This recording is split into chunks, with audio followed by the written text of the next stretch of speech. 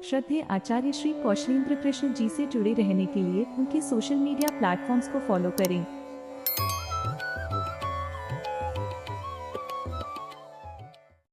श्रीमन्नारायण विजयते।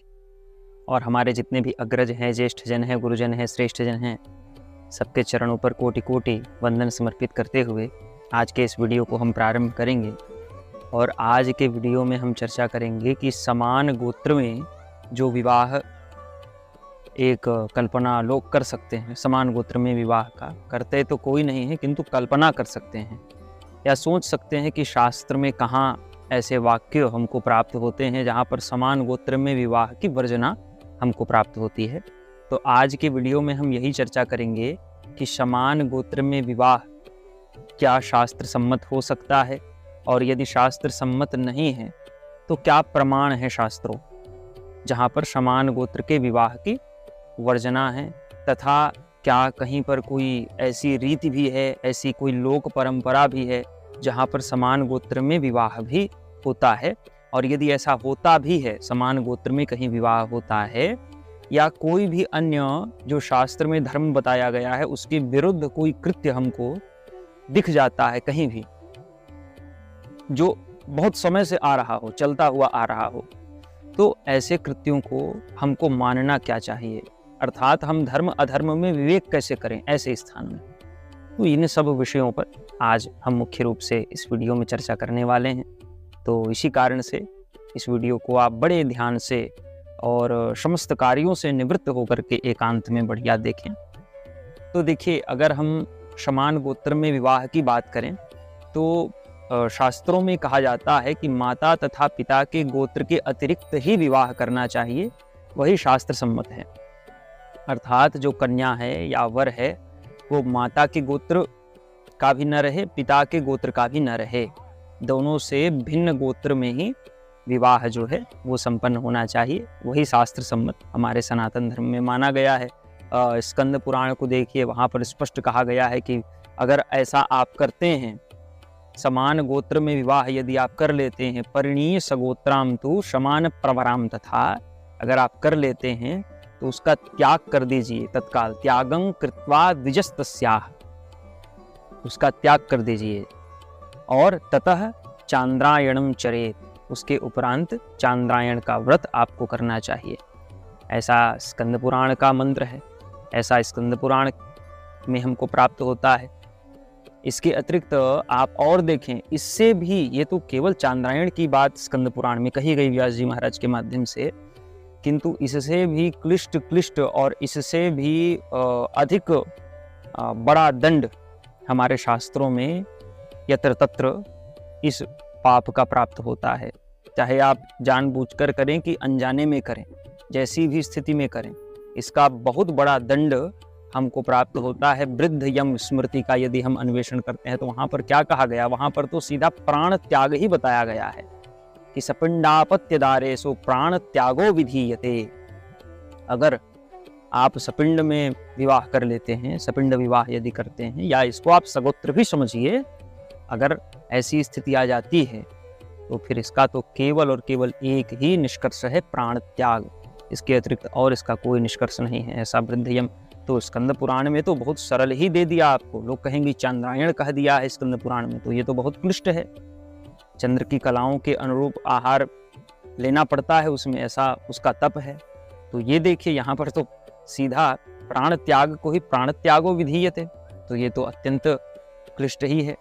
और आगे देखें और अन्य स्मृतियों में देखें, शातातप स्मृति का अन्वेषण करें तो मातुलस्य सुताम ऊर्ध्वा, यदि मातुल की पुत्री है, मामा की पुत्री है, या मातृ गोत्र की, केवल मामा की पुत्री नहीं अपितु माता के गोत्र की कोई भी कन्या हो, मातुलस्य सुताम ऊर्ध्वा मातृ गोत्राम तथैव च, माता के गोत्र की भी यदि हो तो समान प्रवरांचैव, और यदि समान प्रवर की भी हो तो त्यक्त्वा चांद्रायणम चरेत। ये शातातप में भी हमको चांद्रायण की प्रशस्ति प्राप्त होती है। अब इसके उपरांत देखिएगा, कई स्थानों में, जैसे हमने पूर्व में भी वीडियो के प्रारंभ में चर्चा की कि कई स्थानों में हो सकता है कि ऐसी स्वीकृति हमको दिख जाए जहाँ पर समान गोत्र में भी विवाह किया जाता हो। तो कई स्थानों में ऐसी स्वीकृति भी है। अब आप इस बात को सुनकर के अत्यंत आश्चर्यचकित हो जाएंगे कि क्या ऐसा भी वास्तव में होता है कि कहीं पर समान गोत्र में विवाह होता हो। बिल्कुल होता है। एक उदाहरण देते हैं। शाकत द्वीपीय जो मग हैं, उन मगों में वर्तमान में तो ऐसा है कि अब वो गोत्र को भी देखते हैं कि गोत्र भी भिन्न रहे तो ही विवाह संपन्न हो, किंतु अभी भी अधिकांशतः जो शाकत द्वीपीय मग हैं वो समान गोत्र में भी विवाह कर लेते हैं। वो पुर को मानते हैं। उनके यहाँ पुर व्यवस्था जो है वो अधिक प्रगाढ़ है, उसको अधिक मानते हैं। गोत्र व्यवस्था को वो द्वितीयक व्यवस्था मानते हैं, पुर को प्राथमिक मानते हैं। अर्थात गोत्र भेद हो न हो, पुर भेद होना अनिवार्य है, तभी विवाह जो है संपन्न होगा, अन्यथा विवाह नहीं होगा। ऐसी रीति उनके यहाँ चली आ रही है। तो बड़े बूढ़े सयाने कहते हैं कि जब वो शाकत द्वीप से यहाँ आए तो जम्बूद्वीप की जो गोत्र व्यवस्था है उसको उन्होंने बाद में स्वीकार किया। उससे पहले तो उन्होंने पुर की व्यवस्था स्वीकार की थी और उसी के अनुरूप वो आचरण किया करते थे। इसी कारण से पुर की व्यवस्था को वो प्राथमिक रूप से मान्यता देते हैं, विवाह इत्यादि, और ऐसे विवाह के समान हर कार्य में वो पुर की व्यवस्था को ही प्राथमिकता देते हैं। किंतु ये तो ठीक बात है, हमको पता चल गया कि ये लोग ऐसा करते हैं, लेकिन सबसे बड़ी तो बात ये है कि हम ये सोचें कि ये अधर्म है कि धर्म है। इसको हम धर्म माने कि अधर्म माने। अर्थात यदि शाकत द्वीपीय मग समान गोत्र में विवाह करते हैं, पूर्व व्यवस्था को अधिक प्रगाढ़ मानते हैं, ऐसी स्थिति में वो अधर्मी हैं कि वो धर्म करते हैं। पहला तो ये प्रश्न उठा। दूसरा एक प्रश्न और उठा, जैसे माता के गोत्र की हमने चर्चा की, तो माता के गोत्र में भी कई स्थानों में आप देखिएगा भारत में, ये तो और आसानी से आपको प्राप्त हो जाएगा। माता के गोत्र में भी, अर्थात मामा की कन्या से भी, या मामा की कन्या से नहीं तो कम से कम गोत्र में तो सही विवाह संपन्न हो जाता है। हमारे भारत में ही होता है। अच्छा, भगवान कृष्ण को देखिएगा, रुक्मवती की कन्या से अपने पुत्र का विवाह करा दिया। क्षमा करें, रुक्मी की कन्या रुक्मवती से अपने पुत्र का विवाह करा दिया, और उनसे जो पुत्र हुआ वहाँ उसके लिए भी फिर मामा की कन्या का ही उन्होंने चयन किया था। तो भगवान कृष्ण ने ऐसा किया है। तो जो विद्वान है वो कहते हैं कि वो तो भगवान है, वो कुछ भी कर सकते हैं, ऐसी बात नहीं है। धर्म के विरुद्ध वो भी नहीं जाते। तो सोचने की बात यह है कि क्या किसी शास्त्र में ऐसी प्रशस्ति भी हमको प्राप्त होती है। तो दो प्रश्न हमारे समक्ष प्रस्तुत हुए। एक तो यदि किसी स्थान में हम मामा की पुत्री से विवाह होता देख लेते हैं या पुत्र से विवाह होता देख लेते हैं, तो ऐसी स्थिति में हम उसको क्या माने, और जो शाकत द्वीपीय मग हैं या ऐसे और कोई जो समान गोत्र में विवाह करते हैं उनको हम क्या माने। ये दो प्रश्न हमारे समक्ष प्रस्तुत होते हैं। तो देखिए, यदि मामा की पुत्री या माँ के गोत्र के विषय में प्रश्न आया तो यहाँ पर हमको बौधायन स्मृति का अन्वेषण करना चाहिए। अन्यान्य स्मृतियों में भी इसके हमको संकेत प्राप्त होते हैं कि यदि वहाँ पर स्पष्ट है कि मातुलादि सुतायाश्च विवाह शिष्ट सम्मतः, अर्थात वहाँ पर बताया गया कि मातुल की कन्या से विवाह जो है वो शिष्ट सम्मत है। ऐसा बौधायन स्मृति में हमको प्राप्त होता है। अब एक प्रश्न और खड़ा हो गया। वीडियो को ध्यान से देखिएगा। हो सकता है इस वीडियो को देखते देखते आप भ्रमित हो जाएं, या आपको एक से अधिक बार इस वीडियो को देखना पड़े, तो एक से अधिक बार देखें।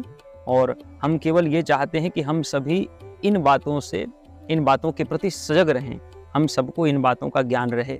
अभी देखिए, हमने इस वीडियो के प्रारंभ में जो चर्चा की थी उसमें ये स्पष्ट हुआ था, श्लोक भी हमने लिया था जहाँ पर स्पष्ट बताया गया कि मातुल की कन्या मामा की कन्या से या माँ के समान गोत्र से विवाह उचित नहीं है। ऐसा स्मृतियों में लिखा हुआ है, ऐसा स्मृतियों में आया है। और यहाँ पर बौधायन में कहा गया कि सम्मत है। तो ये तो एक दूसरे के विपरीतार्थी शब्द हमको एक ही प्रकार के शास्त्रों से, स्मृतियों से ही हमको प्राप्त हो रहे हैं। तो यहाँ पर फिर प्रश्न हो गया कि अब हम किस स्मृति को प्रशस्त माने, कौन सी स्मृति के वाक्य प्रशस्त हैं। ये बड़ी समस्या हो जाती है। ऐसी ही समस्या तब आती है जब यम स्मृति में कन्याओं का पूरा कल्पेतु नारीणाम मौंजी बंधन मिष्यते इत्यादि उक्तियाँ हमको प्राप्त होती है। तो उसके विषय में तो हमने पूर्व में वीडियो में चर्चा की हुई है कि उसको हम किस प्रकार से लें, किस प्रकार से इसको हम ग्रहण करें। तो ये बात है। तो बौधायन में हमको ये वाक्य मिला, उससे पूर्व के श्लोकों में हमने जब अभी वीडियो में हमने चर्चा की तो वहाँ पर तो मातुलादि कन्या को, मातुल की कन्या को, माता के गोत्र की कन्या को अनुचित कहा है विवाह के लिए। तो इसको हम ग्रहण कैसे करें? जब ये प्रश्न हमारे पास आता है तो हमको श्रुतियों में ऐसे संकेत भी मिलते हैं, स्मृतियों में हमको ऐसे संकेत भी मिलते हैं, ऐसे सूत्र भी मिलते हैं जो कहते हैं कि दक्षिणे मातुली कन्या उत्तरे मांस भक्षणम। इस प्रकार से कहा गया कि दक्षिण दिशा में, भारत के दक्षिण प्रांतों में मातुली कन्या का विवाह जो है, वर उसको विवाह करके उसको पत्नी के रूप में ग्रहण कर सकता है। तो बौधायन स्मृति में जहां पर भी कहा गया है कि मातुली कन्या से विवाह शिष्ट सम्मत है, वो किसके लिए हो गया?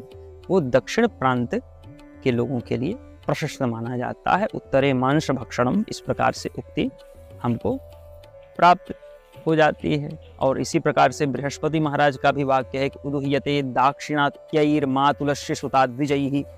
द्विज जो हैं वो दाक्षिणात्य अर्थात दक्षिण विधि से मातुल की कन्या को भी, मामा की कन्या को भी विवाह कर लिया करते थे। तो इस प्रकार से कहा गया। तो शाकत द्वीपियों के विषय में यदि हम प्रश्न करें, वो तो समान गोत्र में भी विवाह कर लेते हैं। तो देखिए इसका निष्कर्ष यही है, देवल महाराज कहते हैं कि यो यत्र विहितो धर्मस्तम धर्मम न विचारयेत। जहां पर जिस कुल में, जिस स्थान में जैसा धर्म है, उस धर्म में, और वो धर्म यदि आदिकाल से चलता आ रहा है तो उस धर्म में हमको धर्माधर्म का विचार नहीं करना चाहिए। वहाँ के लिए वो जो अधर्म सा आभास हो रहा है वो भी वहाँ के लिए धर्म है, ऐसा हमको मानना चाहिए। ये देवल के वाक्य हैं।